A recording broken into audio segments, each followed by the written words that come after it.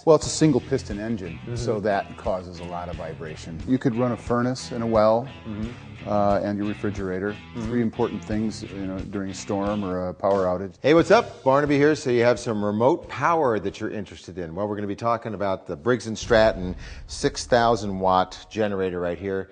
It's got 7,500 watts starting capability, but it goes down to 6,000 continuous. It's got about a 7+ gallon tank right here, so it's built to run all day. As far as what it can power, it's got 4 20 amp 120 volts, and this guy right here at 240 is a 30 ampere. Powered by a 342cc motor, 16.5 horsepower, but enough about the facts and figures. Let's get down to the storytelling on the part of Dan Carlson, tool tester. And, we're interested in how it performed, what you think about the design, also the quality, is it going to hold up? And lastly, the value, knowing what it costs and what it's capable of doing, is it worth the dollar charge? So first of all, let's talk about you. What do you do? I'm Dan Carlson. I own Carlson Design. We design and make things, custom furniture, dimensional signage, gates and railings, iron and wood. Okay. In this case, we put this to the test out on a job site where we didn't have power. On a concrete wall we designed and built for an entry to a development. Okay. And we ended up bolting an iron sign to it. Sure. So we used a heavy-duty hammer drill, drilling into the concrete. We used a wood saw, and then we used a grinder to grind some of the concrete out of the way. Okay, well, let's talk about how it performed handling the tools. Was it up to the challenge? Oh, very well. Yeah, we put gas in it, checked the oil. First pull started right up. 16.5 horse Briggs and Stratton engine starts easily by hand. Okay. Yeah, it's interesting because right here it is a step-by-step sort of procedure, and a lot of people go, I know how to do it, but I mean you got to follow those, right? Well, you got to turn the gas on in order to start it. It's a gas engine. That's a CJ reference, one of your coworkers who did not follow the Number directions. 3 right here. Everybody's like, oh, you got to look at that. Okay, so then let's talk about this right here. When you think about performance, that's going to be a big tool, right? That's going to be a contractor saw, but it could also be your house, right? Oh yeah. How many appliances could you run off of that, do you think? 3 or 4. You could run a furnace and a well and your refrigerator. 3 important things, during a storm or a power outage that you'd want. Okay, because a lot of people are, looking for generators for that express purpose, right? They want to know what it can power. All right, so I guess let's get into design. Let's start with the beast down here, this 342cc, 16.5 horsepower power plant. How did it do? Well, it's a giant engine. I couldn't believe I could pull a 16.5 horse engine over by hand. Being that big of an engine and this big of a generator plant here, it makes a lot of vibration. So they've rubber mounted it nicely, heavy duty rubber mounts. Yeah. The frame's really heavy, beefy.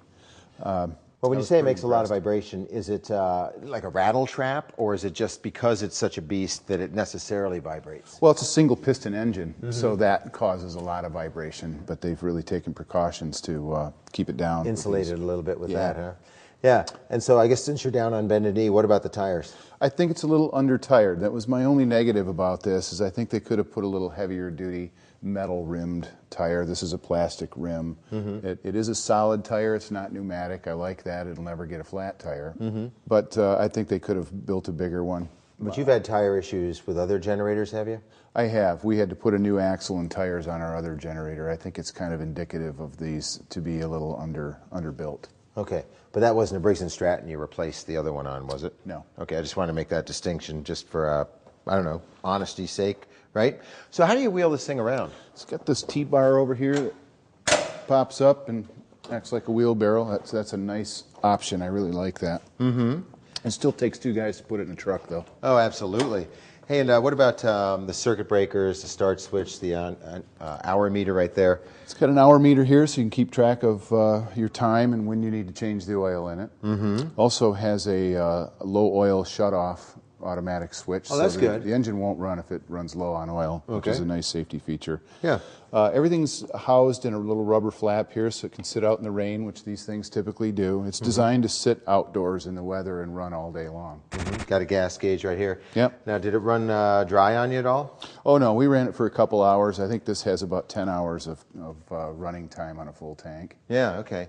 So, what, 7 gallons or so, eh? Yep. Yeah, all right. So let's get into the quality of it, because Again, you know, you mentioned with the vibration, I'm thinking, is that going to be a problem? Is it going to kind of break some welds? Is it going to just make it loose over time? What's your thought? I don't think so. This, if you see this tubular frame, it's all one piece all the way around. They didn't weld tubes together. Right. They've reinforced it with flat stock in here and bar stock along here. I don't see this coming apart at all from the vibration, and it's got heavy-duty engine mounts that are rubber. Well, what about the engine itself? Quality? Briggs and Stratton, I grew up with them. They stand the test of time. I don't think that engine would ever be a problem. Okay, then let's get down to the dollars and cents side of things. What do you think about what they charge versus what you get? I think this is one of the best values out there from what you get for a 7,500 starting watt generator. For the money, this is the one to buy. Cool, good to know, because people come to Tool Select to try to get to the bottom of things, and we try to do that for you by putting tools into the hands of real people to get real stats, to hopefully make it real easy to figure out which tool is right for you.